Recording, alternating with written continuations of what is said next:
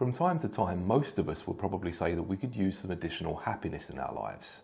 But how do we go about achieving this? Whilst there's no shortage of happiness tips out there on the internet, many of them aren't based on evidence from psychology, so probably don't work as advertised. So here are 5 of the most effective ways to boost your happiness based on psychological research.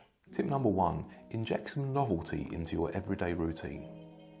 Even things we love, like a favourite meal, can lose their appeal because of something called hedonic adaptation. Adding a twist to familiar activities can refresh your enjoyment of them and boost your overall happiness. Try turning your next weekend into a mini staycation. Plan something unusual like trying a different type of food, or approach a routine task in a slightly different way. For example, listen to some music while you're doing the cooking. It only takes some fairly small and simple changes to your daily routine to inject some novelty into your life, which tends to increase your happiness. Tip number 2, help other people. It's easy for us to get preoccupied with our own problems, especially when we're not feeling particularly happy.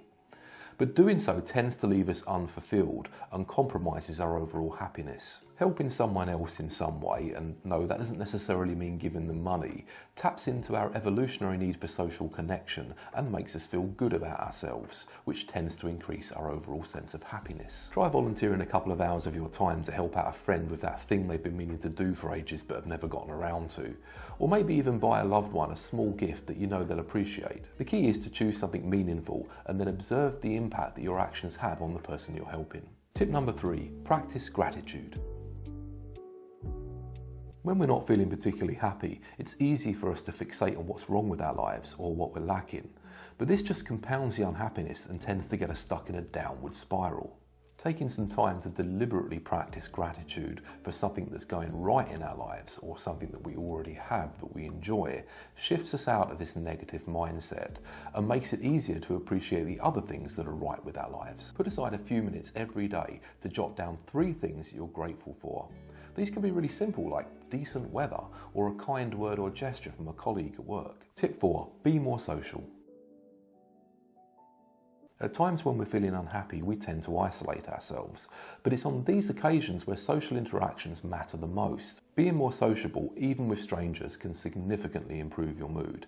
Engaging in a conversation with a friend, or even the person who serves you coffee every morning, can make you feel more connected and happier. Start off small. Maybe try striking up a conversation with someone whilst waiting in a queue, or reach out to a friend for a brief catch-up.